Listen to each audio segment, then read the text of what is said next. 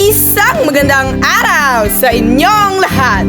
Nagbabalik ang inyong pinaka-paboritong DJ ng taon. This is DJ Ellie mula sa paboritong estasyon ng radio, 97.1 Radio Station, your number one station nationwide!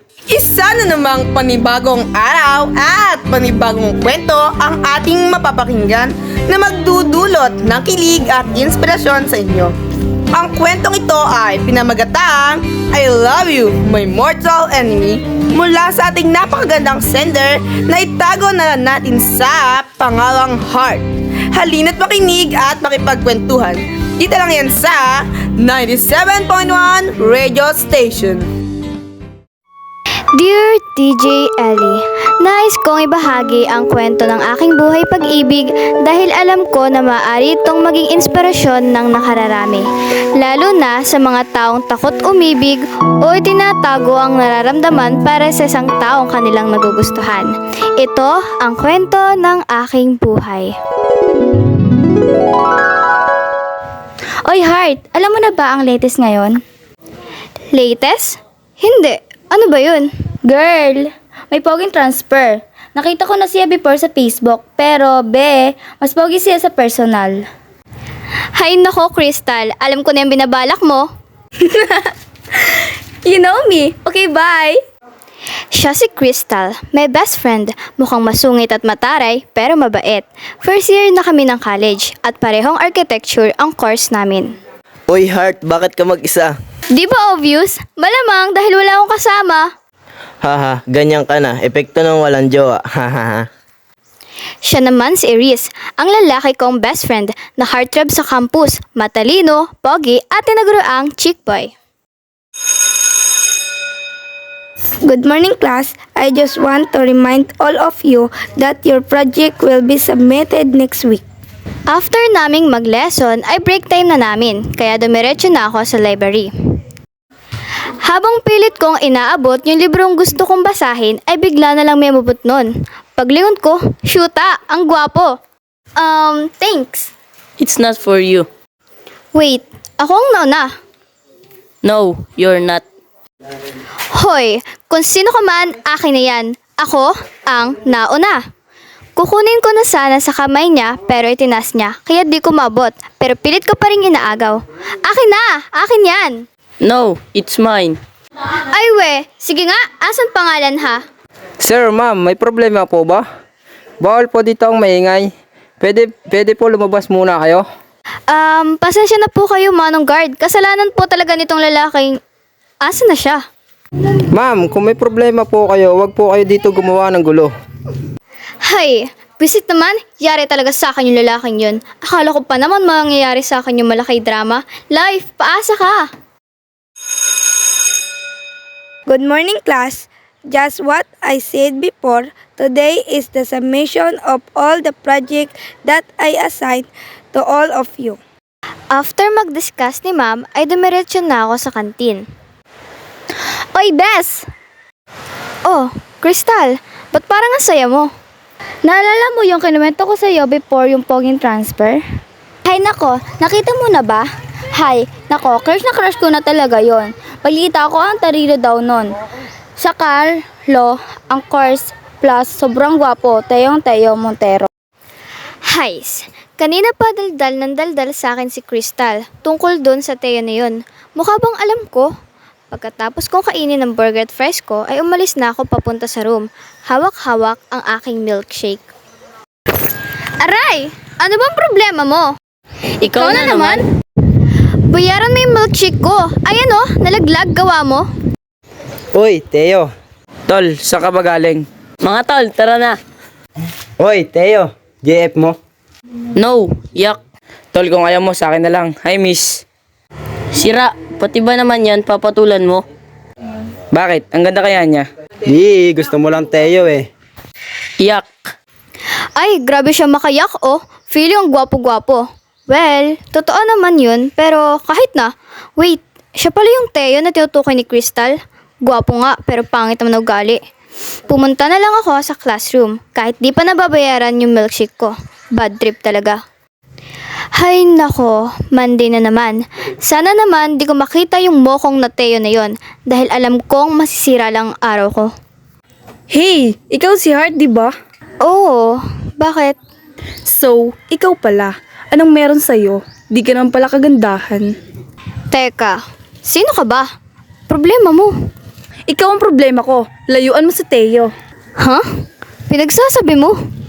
Huwag ka nga magmaang-maangan. Siguro nilandi mo si Teo kaya naging kayo. Kim, bakit mo inaaway si Heart? Huwag ka nga makisabit dito. Problema nito. Ewan ko dyan. Tara na nga. Hey, kinakausap pa kita. Bes, tama ba yung narinig ko na kayo na ni Teo? Kami? Nung Teong kumag na yun? Ha? No! Ang sama-sama kaya nung ugali nun. Magkakilala kayo? Hay nako, sinasabi ko sa'yo, pangit ugali nun. Hoy, Teo, ikaw ba nagsabi sa kanila na girlfriend mo ko? Yes, Bakit mo sinabi yun? that's my way para tigilan na nila ako. Tapos ano, ako naman yung hindi nila titigilan ganon. Probably yes. Ano bang problema mo sa akin ha? Inaano ba kita? Bakit? Ayaw mo ba na maging girlfriend kita? Oh, ayoko. Then, wala ka na magagawa because from now on, you're my girlfriend. Ha? Ano ko, syunga? Napapayag na lang ng ganon-ganon? You have no choice. Habang tumatagal, parang ayoko na pumasok. Kasalanan to ng mokong na yun eh. Kasi naman, dahil doon sa issue na ako ang girlfriend niya. Kada lalakad ako sa campus, ibang tingin sa akin ng mga kababaihan na parang anytime susugudin na nila ako. Tapos, nagbubulungan pa sila, narinig pa rin naman. Tapos, si Teo naman enjoy na pagtripan ako. Hey, halika rito. Ha? Saan mo ba ako dadalhin? Tantanan mo si Teo. Hay, ilang beses ko bang sasabihin na hindi nga ako ang girlfriend nung mokong na yun? Siya mismo ang nagsabi sa akin. Hindi nga! Kung gusto mo, sayong-sayo na siya. Talagang akin lang siya, malandi. Ako? Malandi? O baka naman ikaw? How dare you? Napapikit ako sa pag-akalang sasampalin niya ako. Pero di dumating. Pagdilat ko ay bumungad sa akin si Teo na nakahawak sa kamay ni Kim na dapat lalapat sa pisngi ko. Teo? Please, wag mo na uulitin to sa kanya. Or else, di ka na makakatungtong sa eskwela na ito. Leave. Bigla na lang tumakbo si Kim paalis. Ano? Masaya ka na? Nang mabot na sa puntong ganito? Ha? Nang dahil sa'yo, pakiramdam ko all the time may susugod sa akin. Pakiramdam ko, buong pagkatao ko hinuhusgahan. Alam mo ba kung nakakamamatay ang tingin? Matagal na akong patay. Sa mga tingin nila na parang isa akong hindi katanggap-tanggap. Sorry, hindi ko naman alam na aabot sa ganito. Sorry? Walang magagawa yung sorry mo dahil nangyari na. Heart, wait, wag ka muna umalis. Let me explain. Aray! Shoota! Malas naman oh. Heart, okay ka lang ba? Bitiwan mo nga ako. Kita mo namang nadapa ako tapos tatanungin mo pa ako kung okay lang ako? Malamang hindi. Heart, may sugat ka. Mukha ba akong bulag ha? Alam ko. Aray, sakit. Kaya mo pa ba maglakad? Lika, sakay ka sa likod ko. Piggy ride? Ayoko nga. Ikaw bahala. Sige, alis na ako. Hoy, saan ka pupunta? Huwag mo kong iwan dito. Joke lang yun. Habang nakababa ako sa kanya, ay bigla ko na lang naalala yung mga kalokohang ginawa niya. Aray Heart, wag mo akong sakalin. May bala ka bang patayin ako? Ay, sorry. Hirap na nga ako. Ang bigat mo, grabe. Ano sabi mo? Wala.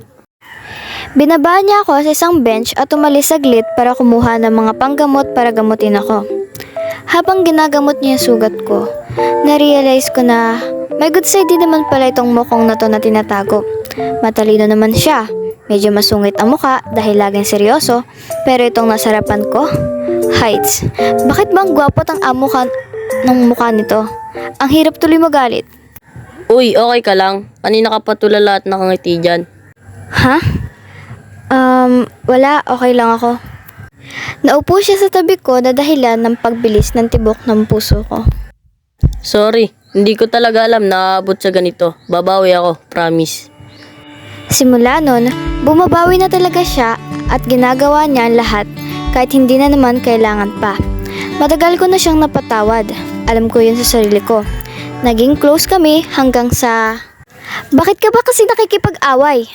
Aray, masakit. Yan, sige, makipag-away ka pa. Habang nilalagyan ko ng gamot ang mukha niya, ay alam kong nakatitig siya sa akin. Kaya naman pilit kong iniiwasan na mapatingin sa mga mata niya. Heart? Hmm? Alam mo ba nung una kitang makita, sinadya ko talagang kunin yung librong inaabot mo. Wala lang, nung una, pero nung makita kita kung paano ka mainis, hindi ko alam, pero nag-enjoy talaga ako. Araw-araw, parang hindi kompleto ang araw ko kapag hindi kita nakikita. Alam mo ba kung bakit? Bakit? Ha, ewan ko rin, kaya nga nagtatanong ako eh. Ha? Ha? Ha? Ang ayos mo rin kausap, no?